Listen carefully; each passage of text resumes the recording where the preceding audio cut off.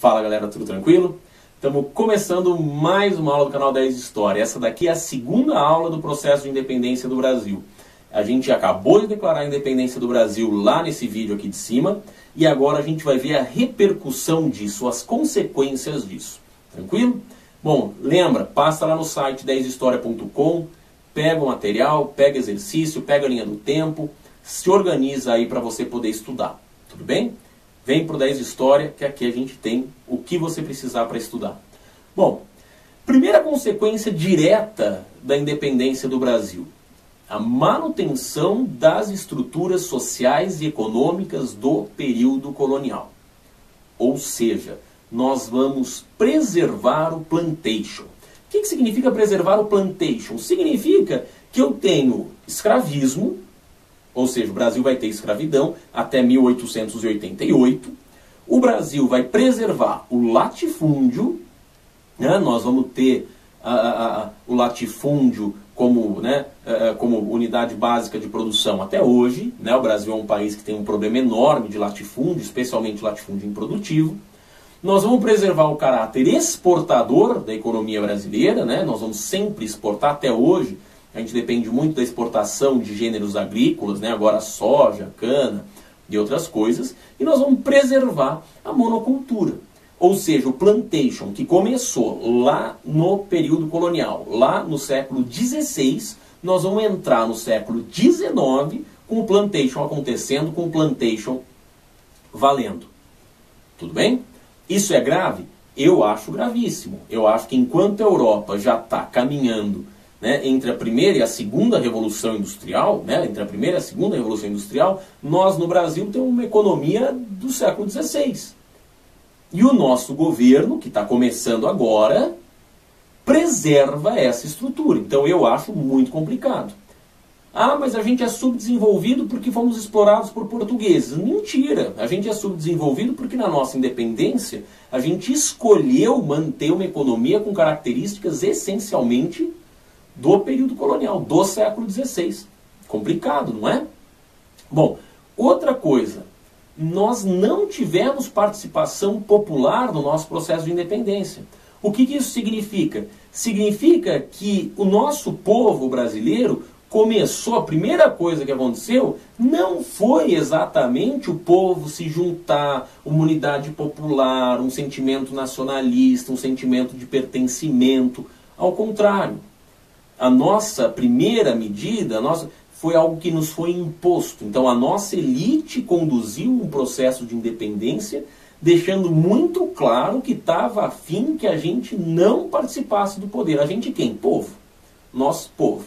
Não vou discutir com as camadas populares, não vou discutir com escravo, com ex-escravo. Não, é um negócio absolutamente elitista.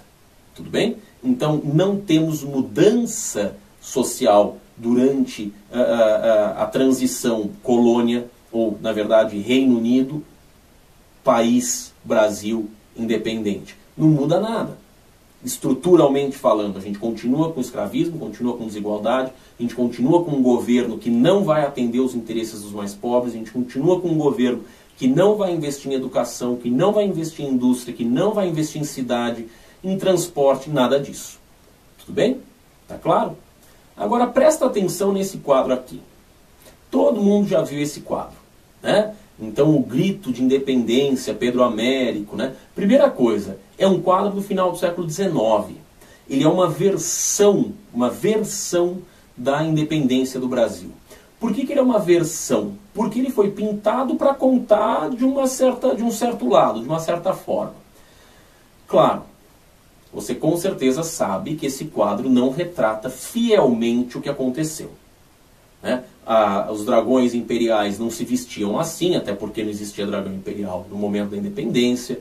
O Dom Pedro provavelmente não viajava em traje de gala, né? Ele não estava com essa roupa toda pomposa enquanto ele viajava. Né? Tem todos vários problemas aí nesse quadro, porque ele é um exercício de imaginação. Ele nunca se pretendeu ser um retrato fiel do que aconteceu, não é uma fotografia. Tá? É uma invenção, um exercício de imaginação. Agora, esse quadro nos conta algumas verdades. Primeira verdade. no centro do quadro, quem que está? Dom Pedro I. Sim, o Dom Pedro I, isso é verdade, ele é muito importante para o nosso processo de independência, sem dúvida. Segunda verdade, quem está ao lado do Dom Pedro? Quem está próximo a Dom Pedro? Um bando de carinha a cavalo. Ou seja, né, e com todas roupas, né, bem vestido, parará. Então isso também é verdade. O processo de independência foi conduzido pelo Dom Pedro ao lado das elites. Sacou? Uma segunda verdade que está nesse quadro. E tem uma terceira grande verdade que está aí. Cadê o povo? Acha o povo. Você viu que o povo está lá no canto, o cara com o burro, com o boi, né, tomando aguinha, né, e o sujeito com a camisa, né, em mangas de camisa, com a camisa aberta, tal, um chapelão e tal.